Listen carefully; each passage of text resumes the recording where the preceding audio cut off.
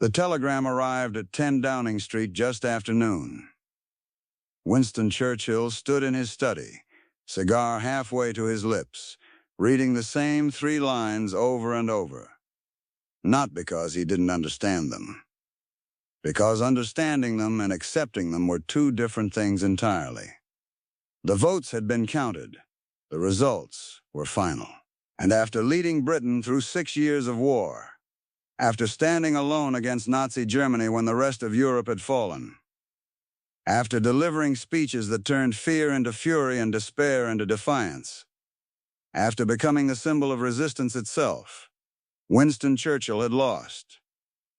Not narrowly, not by a slim margin that could be blamed on bad luck or poor turnout. He lost by a landslide. Labour had won 393 seats. The Conservatives, Churchill's party, had won 213. It wasn't even close. The British people, the same people who had stood in bomb shelters, listening to his voice on the radio, promising them nothing but blood and toil and tears and sweat, had voted him out. Decisively, overwhelmingly, without hesitation. Churchill set the telegram down on his desk. His hand was steady, but something in his chest felt like it was collapsing inward. He had prepared for many things. He had prepared for defeat in battle. He had prepared for assassination. He had prepared for London to burn, for invasion, for the possibility that Britain itself might fall. But he had not prepared for this. To be rejected, not by the enemy, by his own people. On the very day victory in Europe was still fresh enough to taste. The election had been scheduled for July 5th, 1945, 2 months after Germany surrendered. The war in the Pacific was still going, but Europe was free. The camps had been liberated. The occupation was over. Britain had survived, and Churchill, who had become prime minister in the darkest hour, who had refused every offer of peace that came with surrender, who had rallied a nation when rallying seemed impossible, assumed the gratitude would carry him forward. It didn't. The campaign had been strange from the beginning. Churchill tried to run on his record, on what he had done, on the fact that Britain was still standing, because of decisions he made when no one else would make them. But the people weren't voting on the past. They were voting on the future. And the future, as they saw it, didn't look like Churchill.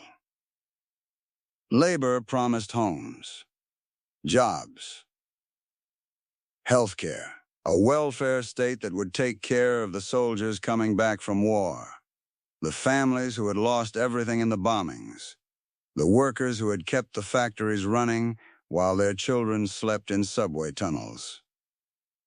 They promised a Britain rebuilt, not just reconstructed, reimagined. Churchill promised more of what had been: strength, empire, tradition, the old way, the proven way, the British way.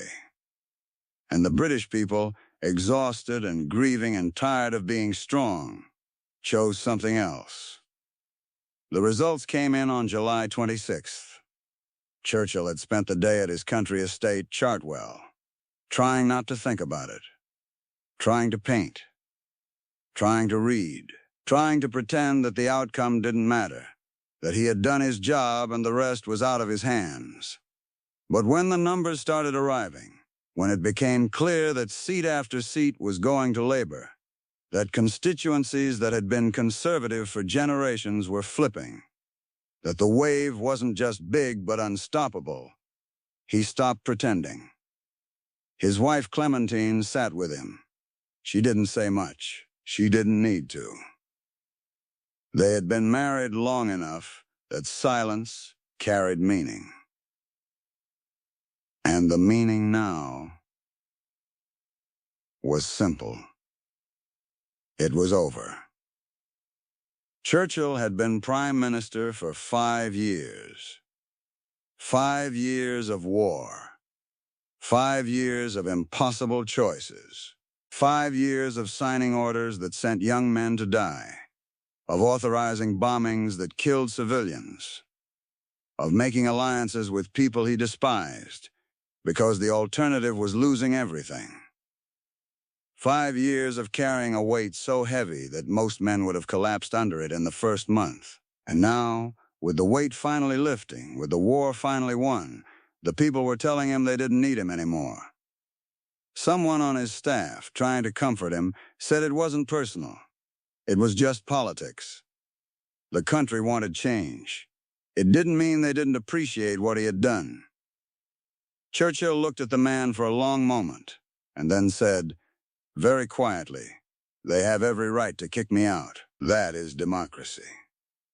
That is what we fought for." But his voice, usually so strong, so commanding, sounded hollow. Because this wasn't about democracy. Not really. This was about being used up.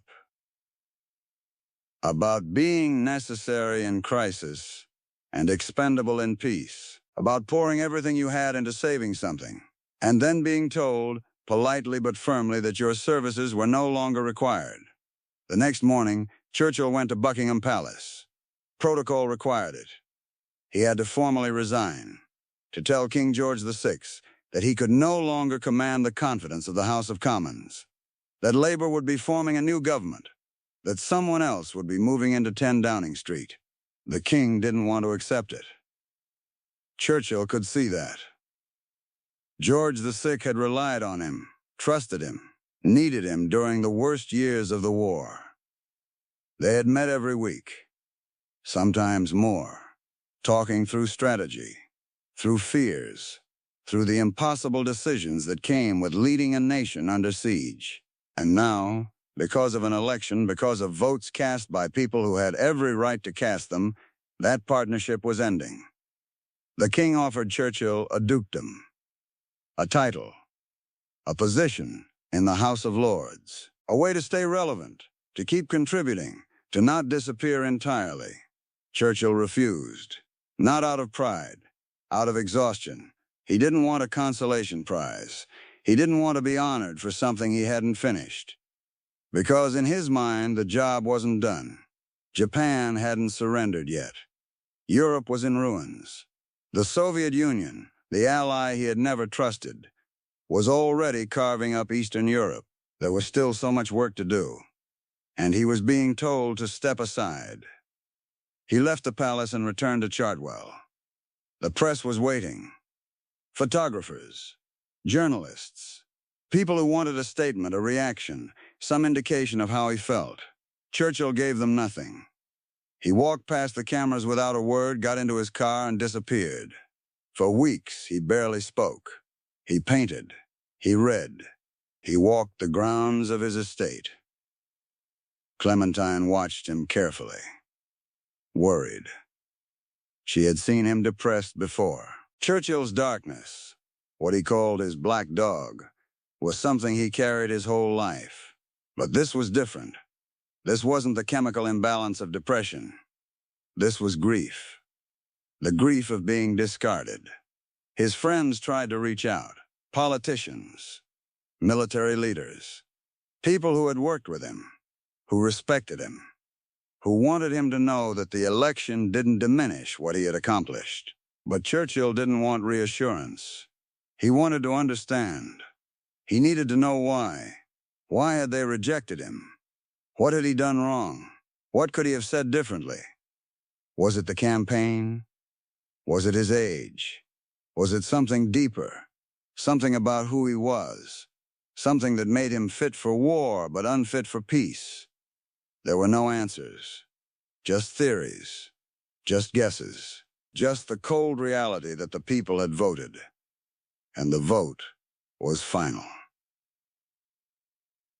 One afternoon, sitting alone in his study, Churchill wrote a letter. Not to anyone specific. Just a letter. A thought he needed to get out of his head and onto paper.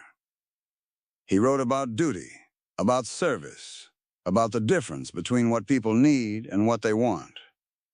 He wrote that he had never asked to be loved. He had only asked to be useful. And now, it seemed, he was neither. He never sent the letter. It was found years later, tucked inside a book on his shelf. Forgotten. Or maybe not forgotten. Maybe just left there as a reminder.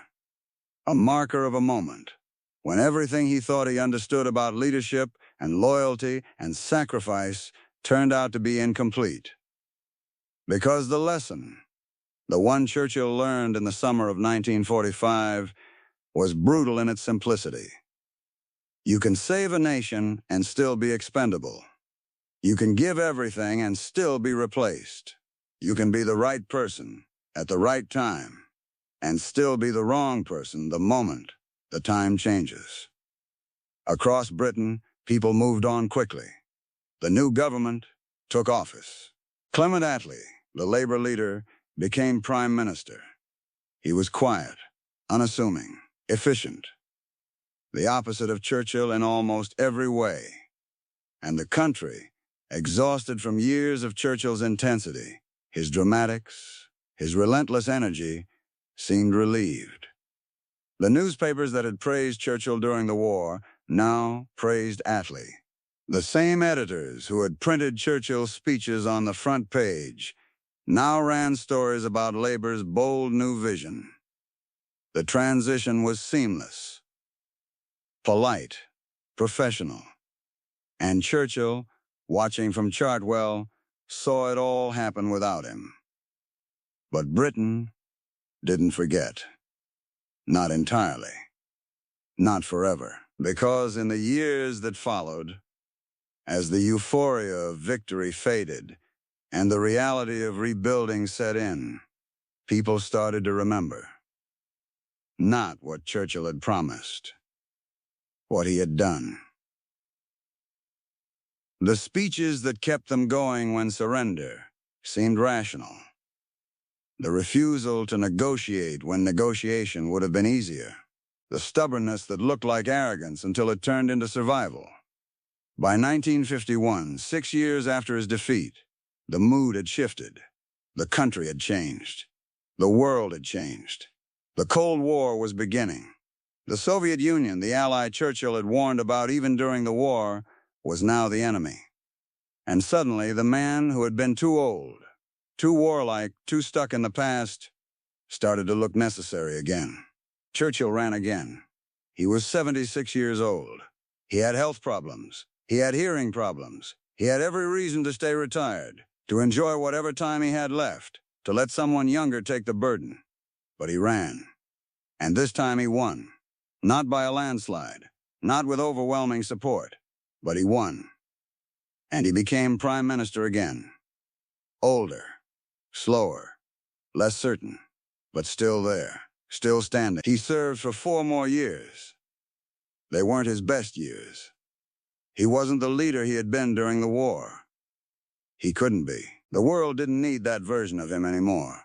But he served. He led. He did the job.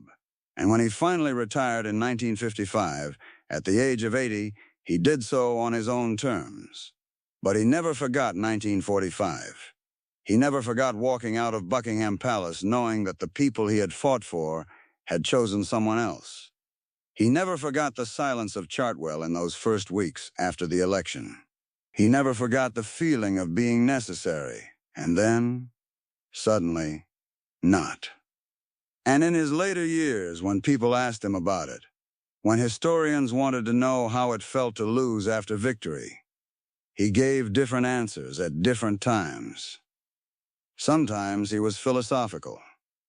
Sometimes he was bitter. Sometimes he joked. Sometimes he went quiet. But once, near the end of his life, sitting in his study with the same cigar, the same walls, the same memories, he said something that cut through all the analysis and all the theories and all the attempts to make sense of it. He said the people were right to choose change. They had earned it. I just wish it hadn't hurt so much. And that was the truth Britain never forgot. Not that Churchill lost. but that even heroes are human, that even the greatest leaders can be set aside, that gratitude and governance are not the same thing, that you can do everything right and still be told it's time to go. The 1945 election wasn't a rejection of Churchill's past. It was a rejection of his future. The British people weren't saying he had failed. They were saying he had succeeded, and now they needed something different. It was the most democratic thing they could have done, and the cruelest, because Churchill had given them everything, and in return, they gave him a lesson he never wanted to learn, that nations don't belong to the people who saved them. They belong to the people who live in them. And sometimes, those people need to move on, even if the person who saved them can't.